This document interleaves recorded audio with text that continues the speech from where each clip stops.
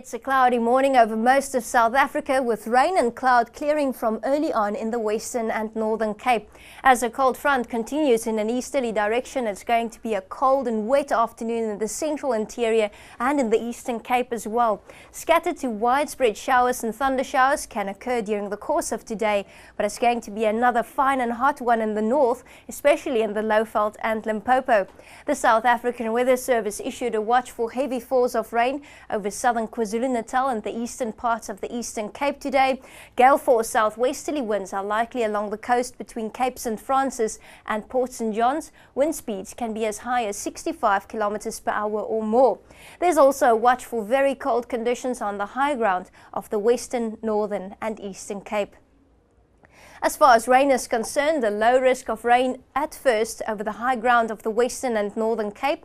Showers likely along the south coast, especially this morning. Scattered thunder showers in the Free State and northwest, southern Gauteng later on, with isolated thunderstorms on the highveld of Mpumalanga, but heavy rain later today over the southern parts of KwaZulu-Natal and the eastern half of the Eastern Cape, with light snowfalls likely overnight along the Drakensberg mountain range. It's going to be a hot day in the north, 31 degrees in Polokwane, 30 in Bombela, Pretoria warm at 28, but Johannesburg much cooler with a high of 24.